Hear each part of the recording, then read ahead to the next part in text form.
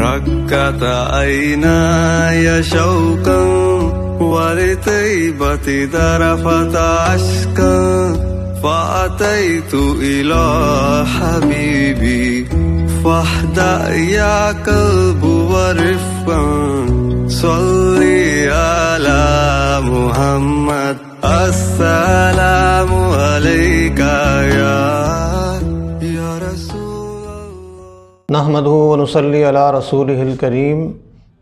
محترم سامعین و حاضرین، السلام علیکم ورحمۃ اللہ وبرکاتہ۔ ایسے تمام دم، تعویذات، عملیات جو قرآنی آیات، رسول اللہ صلی اللہ علیہ وسلم کی احادیث اور صحیح کلمات پر مشتمل ہو، جن کا معنی مفہوم معلوم ہو، یہ جائز ہے۔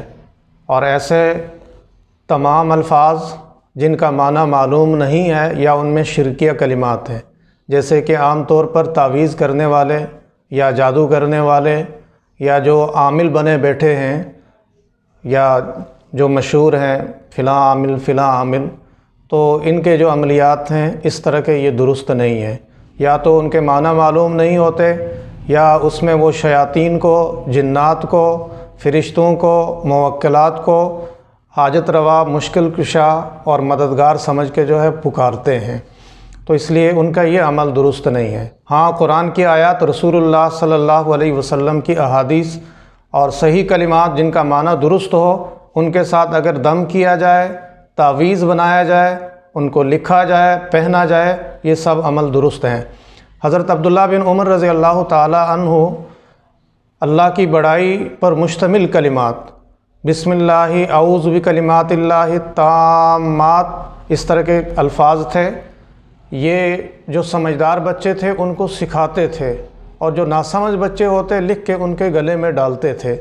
تو اس حدیث سے ہمیں پتہ چلا کہ ایک تو یہ ہے کہ دم اصل تو ہے کہ پڑھا جائے اور دم کیا جائے، یہ اصل ہے۔ اگر یہ ممکن نہ ہو کسی وجہ سے، مثلا آدمی کم لکھا پڑھا ہے یا اسے یاد نہیں ہوتا یا بچہ ہے اور ناسمجھ ہے، تو اس صورت میں تعویذ بنا کے گلے میں جو ڈالا جا سکتا ہے۔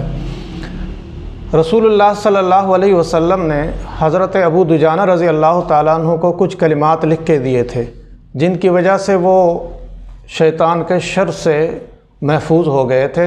حرز ابی دجانہ کے نام سے امام بہقی رحمۃ اللہ علیہ نے اپنی کتاب میں اس کو نقل کیا ہے۔ حضرت نبی کریم صلی اللہ علیہ وسلم کے پاس ایک صحابی حضرت مالک بن اشجعی رضی اللہ تعالیٰ عنہ آئے کہ اللہ کے رسول، زمانے جاہلیت میں کچھ کلمات ایسے تھے جن کے ساتھ ہم دم کیا کرتے تھے، آپ کا ان کے بارے میں کیا خیال ہے؟ آپ صلی اللہ علیہ وسلم نے فرمایا کہ مجھ پر پیش کرو، مجھے بتاؤ وہ کلمات کیا ہیں۔ پھر آپ صلی اللہ علیہ وسلم نے فرمایا ہر ایسا دم جو شرکیہ کلمات سے خالی ہو جائز ہے۔ ایسے ہی آپ صلی اللہ علیہ وسلم نے ایک مرتبہ ارشاد فرمایا کہ جو شخص تعویذ پہنتا ہے اللہ اس کا مقصد پورا نہ کرے۔ حدیث کی تشریح کرنے والوں نے لکھا ہے کہ زمانے جاہلیت میں لوگ جنات، شیاطین ان کو مددگار سمجھ کے پکارا کرتے تھے اور تعویذات جو ہے وہ گلے میں پہنا کرتے تھے، تو ان کا اعتقاد یہ ہوتا تھا سب کچھ جو ہوگا ان تعویذات کے ذریعے ہوگا، تو اس لیے ان کا عقیدہ غلط تھا، اس لیے ان تعویذات کے متعلق آپ صلی اللہ علیہ وسلم نے ممانعت فرما دی تھی، منع کر دیا تھا۔ یاد رکھیے، دم، تعویذات یہ ایک طریقہ علاج ہے۔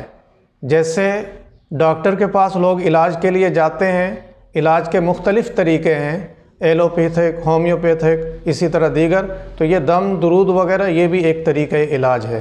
جیسے ان علاجوں کے لیے مستقل کوئی دلیل کی ضرورت نہیں، بلکہ وہاں بھی شرط یہ ہے کہ دوائی حلال ہو، دوائی پر یقین نہ ہو، یقین اللہ کی ذات پر ہو، دوائی پہ یقین نہ ہو، تو وہ دوائی کھانی جائز ہے۔ وہاں کوئی یہ نہیں پوچھے گا کہ اس ڈسپرین کے لیے رسول اللہ صلی اللہ علیہ وسلم کی کون سی حدیث ہے، یہ نہیں پوچھے گا کہ فلاں جو گولی میں کھا رہا ہوں اس کے لیے حضور کی کون سی حدیث ہے، بل مطلقاً حلال ہو، ماہر طبیب تجویز کرے اور یقین اللہ کی ذات پر ہو، دوائی درست ہے۔ اسی طرح دم وغیرہ بھی کلمات صحیح ہوں، شرکی الفاظ سے خالی ہوں، یقین اللہ کی ذات پر ہو، تو دم بھی اور تعویذات بھی درست ہیں۔ جزاک اللہ۔